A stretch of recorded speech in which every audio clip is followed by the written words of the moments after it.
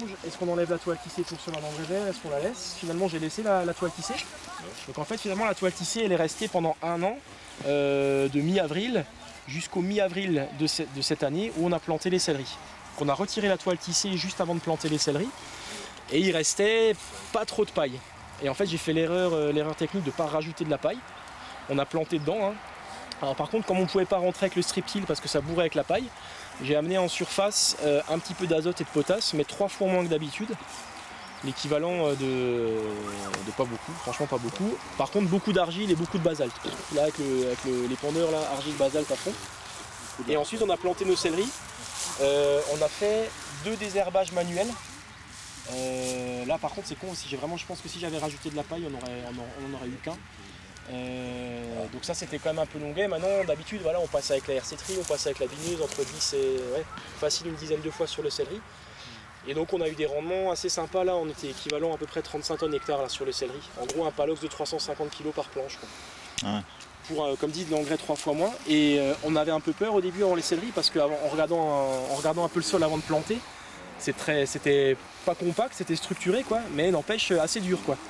Pas comme à l'époque où tu plantes la main, enfin je me disais, moi je craignais que ça. Ah, bien sûr, ouais.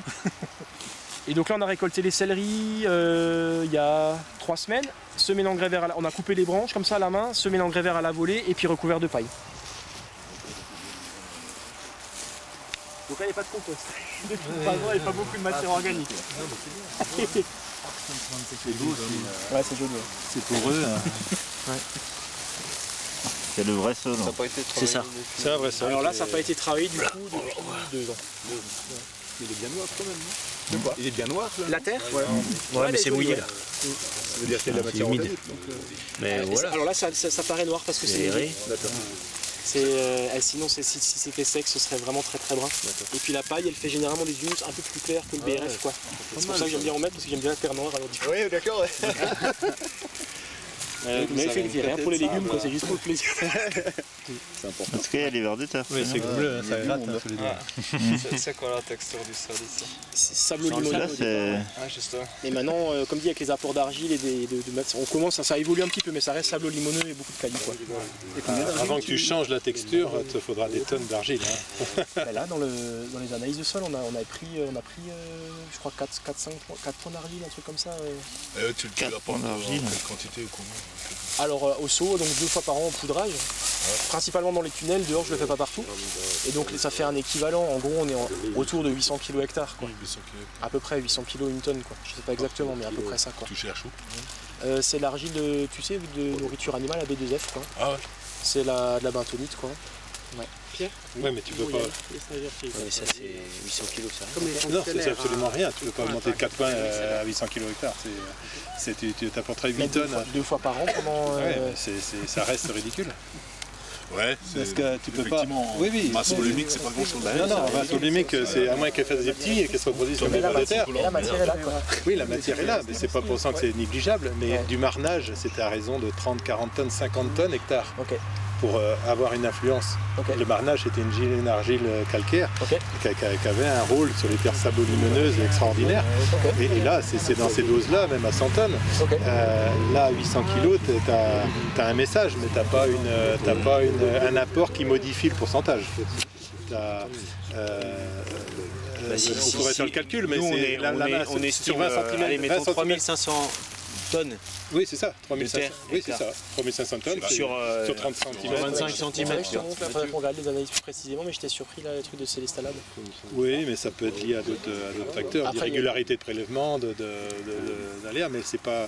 Ou alors la c'est concentré en surface. C'est comme la matière organique apportée, elle est concentrée, elle n'est pas diluée, elle est concentrée en surface. Oui, mais l'argile, pour modifier un taux d'argile dans le sol, il faut y aller à tour de bras. Mais donc le but, c'est pas tant de modifier le taux, c'est que l'argile soit présente, quoi, amener du gras et de la consistance, quoi, un petit peu, de la cohésion. Ah mais de toute façon, c'est sûr que la bentonite, elle apporte des choses. Et quel est le message que ça apporterait là? Non, c'est le message, je sais pas, mais... Collons-nous.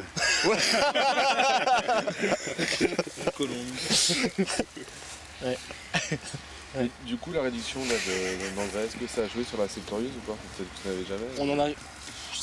Je dirais insignifiant quoi. Des fois t'as 3-4 pieds par-ci par-là, là j'en avais 2 quoi. Des jolis petits agrégats.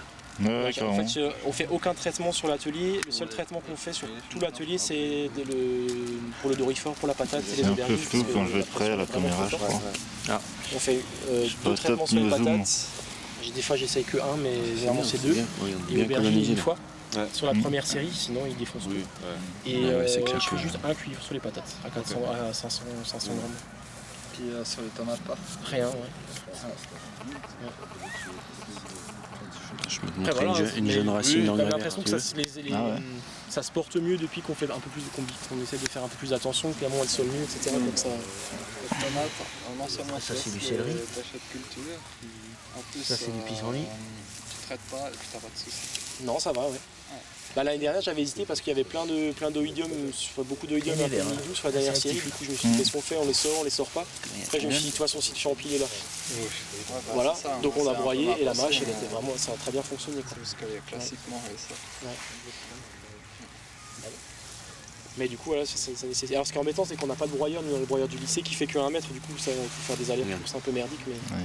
Ouais. Et là par contre ouais ça a pas bien levé l'engrais vert là, je pense Il y que a c'est des dû aux nodosités. résidus de céleri, même qu'on avait, on pas avait bon, coupé chaque fan en 3-4, Non. mais c'est pas hyper homogène. Oh, mais Et ça t'inquiète c'était. pas, Petit pas, une nodosité, ouais. Et ça c'est ah bah ça marche Ils sont bien. bien grosses déjà. hein. C'est ça Ouais. le mélange. Bah ouais, même si c'est un peu flou, on les verra. Il y a des nososités. Et alors ouais sur la veste là dans le tunnel c'était la folie des nodosités quoi. En C'est 6 bon. semaines c'était magnifique quoi, la vraiment rose. très très beau pardon. C'est la rose. Ouais, c'est rougeâtre. hein. Ouais. C'est actif. Et en plus, ce qu'on remarque, alors par exemple là au niveau pédagogique avec les élèves en plus, c'est que vraiment là du coup on a fini la culture de céleri, enfin la récolte, et du coup dans la foulée c'est eux qui ont signé, alors ils étaient tout contents voilà, de voir des graines et puis ensuite de dérouler de la paille. Et c'était vraiment les premières fois où les gamins ils partaient pas quoi. D'habitude ils ont fini le TP, tu vois, 5 minutes avant, Ouais. bon, on se casse, c'est bon. Et là les gamins ils ont déroulé, ils étaient comme des gosses et puis ils se sont posés dans la paille. Ouais. Et franchement tu voyais qu'ils étaient contents, ils étaient bien quoi. Et c'est vrai que ça amène un peu autre chose aussi, même au niveau de l'échange et tout, c'était vraiment sympa quoi. Et les profs, là c'était les profs, ils disaient bon bah on y va. Tu vois d'habitude, bon bah, moi j'y vais en tout cas. C'était rigolo. Et puis là-bas, tu utilises des rouleaux du coup. Alors cette année on a fait les rouleaux, ce qui a permis de pailler un peu plus. Les autres années on avait de l'eau de ferme en fait du lycée agricole. C'est les carrés là qu'on a là-bas. Donc là cette année c'est un peu moitié-moitié quoi. Parce que fournisseur de paille, il n'y en avait pas assez, là on a quand même consommé pas mal là sur 2 hectares, ça fait beaucoup là. Mais les rouleaux c'est plus simple. Alors c'est beaucoup plus un round baller, une planche, et tu déroules la fourche 50 mètres. en 50 mètres, ouais. 200 kg à peu près, là on est à 20 balles le round baller. 20 balles la planche. 20 balles la planche, mais voilà il y a à 350 kilos manger. de céleri. Ouais. Et ouais, parce qu'en fait, nous, le souci qu'on avait aussi sur les sols nus, par exemple l'oignon, on le faisait sur bâche plastique jetable, donc sur sol nu, et on avait beaucoup de, je ne sais plus le dire exactement, mais de mauvaises bactéries ou champignons, on avait fait des analyses là qui se développaient. Et donc c'était aussi ça l'idée un peu de commencer à couvrir les sols, c'est de ne plus avoir là, en gros d'amener les bonnes bactéries, les bons champignons. quoi. Ouais, il y avait sclérotina sur les navets aussi, ils étaient super beaux à la récolte, et 2-3 semaines après ils se tachaient de noir. Ah non, c'est autre chose. Mais les oignons là c'était... sclérotina. Ouais.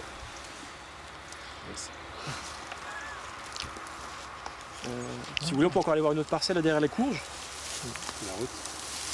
Ah oui, das ist auf Deutsch. Là Et ça, c'est un mélange donc, qui est préparé chez AB2F. C'est un mélange hivernal à peu près. Qui fonctionne vraiment très bien.